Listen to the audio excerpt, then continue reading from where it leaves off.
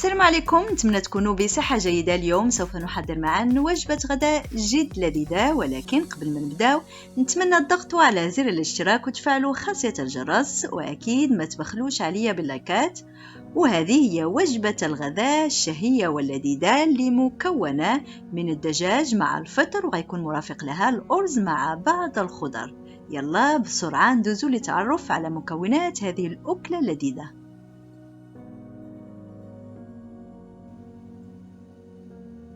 ولتحضير الوصفة سوف نحتاج إلى 500 غرام من الأرز، كوب صغير من البازلاء، وجزر مقطع إلى مكعبات، كما سنحتاج إلى طماطم مقطعة كذلك إلى مكعبات، وبصلة، ملح وفلفل أبيض أو أسود حسب الذوق، وجوج معالق صغيرة كزبرة جافة مع ورقة الغار أو ورقة سيدنا موسى، وملعقة صغيرة من الثوم المفروم.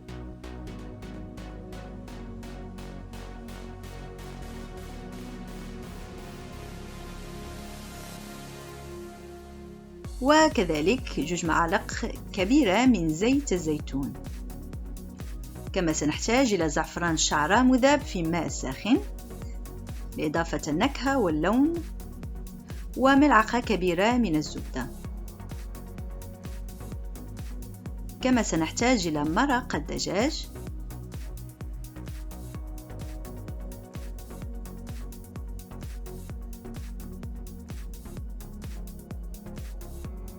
والآن سوف نقوم بتسخين زيت الزيتون مع زبدة أو ملعقة كبيرة من الزبدة،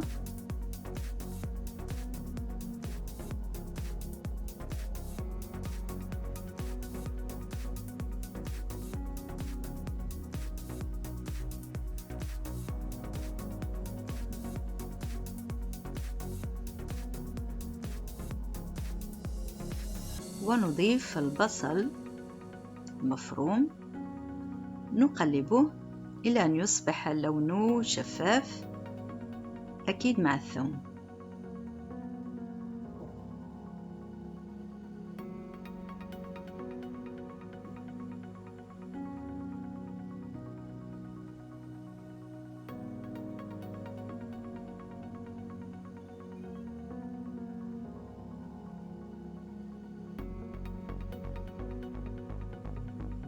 دائما نستمر في التحريك إلى أن يصبح لون البصل شفاف.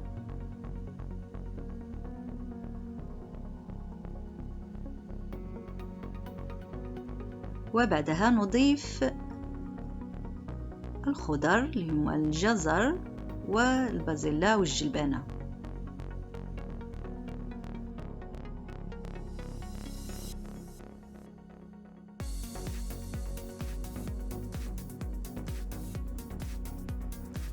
نقلب كذلك، ومن بعدها نضيف التوابل،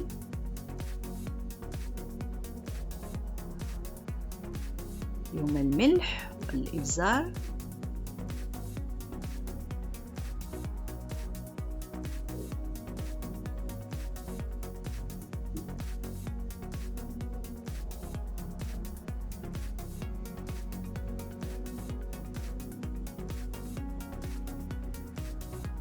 ورق الغار وورقة سيدنا موسى، والكزبرة الجافة أو القزبور الجاف أو القزبور اليابس بالدارجة المغربية، ونحرك لتندمج الخضر مع التوابل. ومن بعدها نضيف الطماطم المقطعة،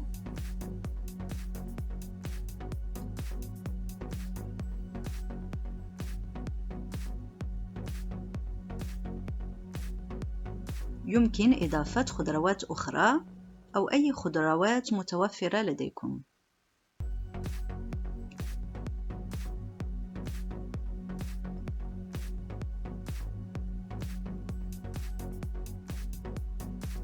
ومن بعدها نضيف الأرز شيئا فشيئا مع التحريك.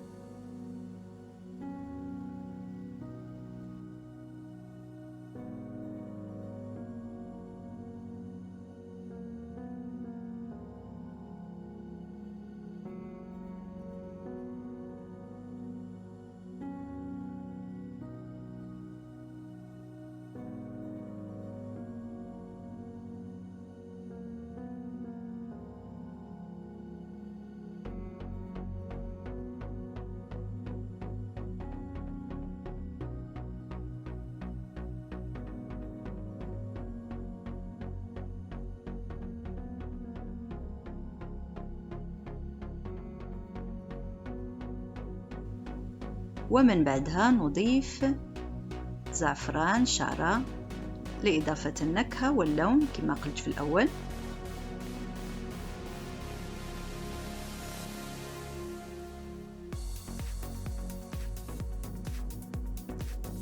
بالنسبة للأرز هو ينقع في الماء عدة مرات ويصفى لأن يصبح الماء صافي، وهنا نكون أزلنا كميات كبيرة من النشا، واللي تنعرفوا بأن النشا هو الذي يؤدي إلى التصاق حبة الأرز بعد الطهي. ودائما بالنسبة لإضافة المرق، بالنسبة لأرز بسمتي مقدارين من الأرز في 3 مقادير من الماء، ونغطي الطنجرة كما غتشوفوا، وعندما يصل إلى مرحلة الغليان نترك الأرز يطهى لمدة 15 دقيقة، ومن بعدها نطفي على النار ونتركه لمدة 10 دقائق دائما مع الطنجرة مغلقة، لأن بخار الماء هو اللي غادي يساعد على عدم التصاق حبة الأرز فيما بينها وكذلك في جوانب الطنجرة.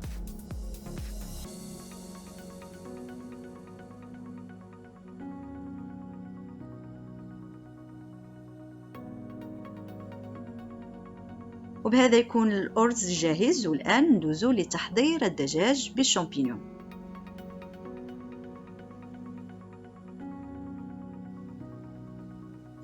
ولتحضير الوصفة سوف نحتاج إلى 3 صدور من الدجاج مقطعة كما كتشوفوا على هذا الشكل، 1 زلافة من الفطر أو شامبينيون دو باري كذلك مقطعة، وبصلة كذلك مقطعة إلى قطع كما كتشوفوا، وكوب صغير من مرق الدجاج، كما سنحتاج إلى 200 مليلتر من الكريمة، وملعقة كبيرة من الزبدة، وملعقتين كبيرتين من زيت الزيتون، وبقدونس للتزيين. وبالنسبة للتوابل ملح وفلفل أسود أو أبيض، وملعقة صغيرة من الثوم المفروم. ودابا ندوزو لتحضير الطبق.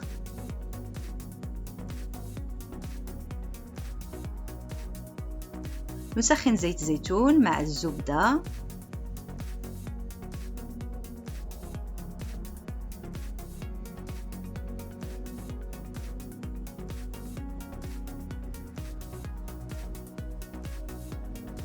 ومن بعدها نضيف البصل مع الثوم. هنا الثوم نسيته، لذلك نتوما ما تنساوش البصل مع الثوم، ونقلب إلى أن يصبح لون البصل كما العادة شفاف.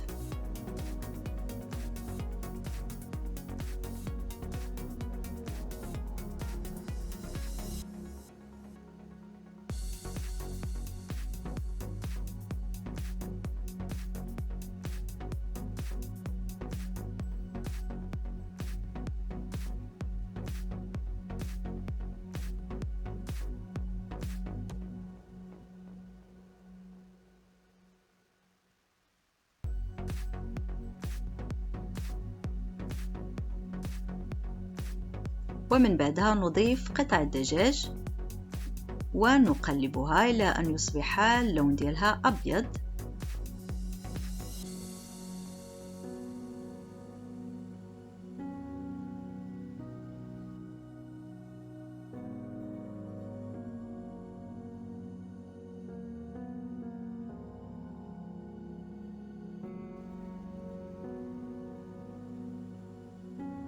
مع إضافة الملح والإبزار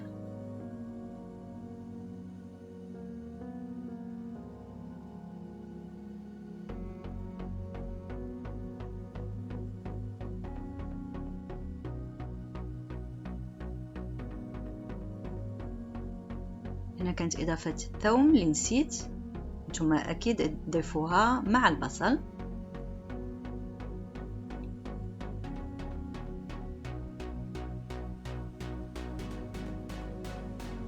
ونقلب إلى كما قلت إلى أن يصبح لون القطع أبيض، ومن بعدها نضيف الشامبينيون أو الفطر.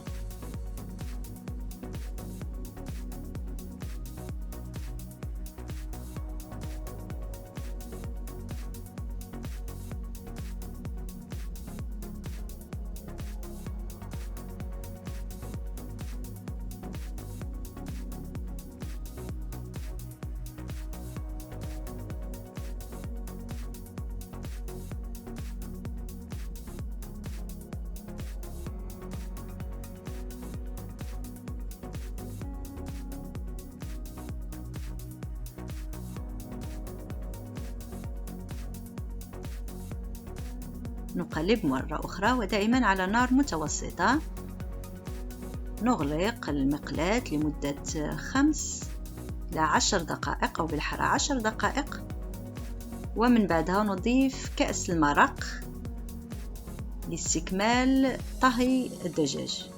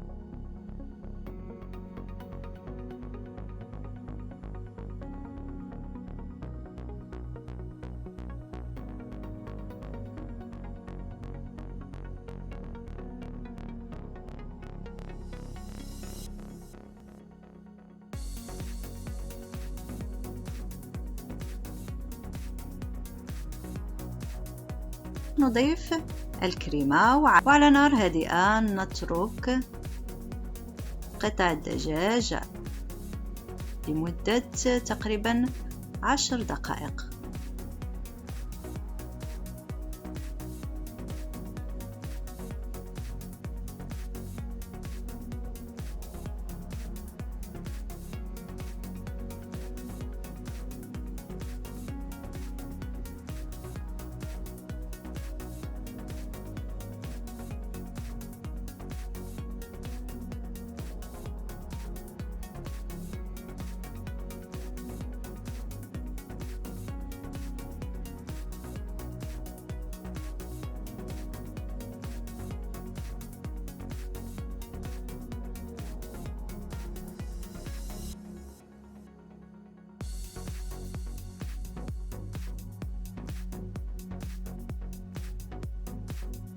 والطبق هو الآن جاهز للتقديم.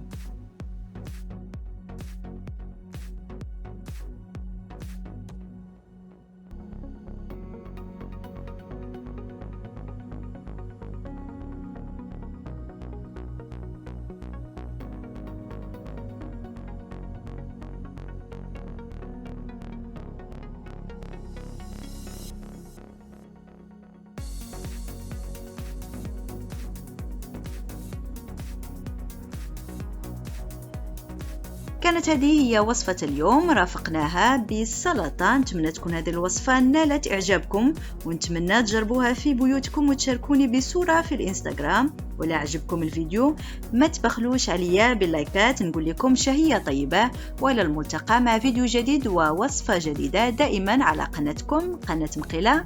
في أمان الله.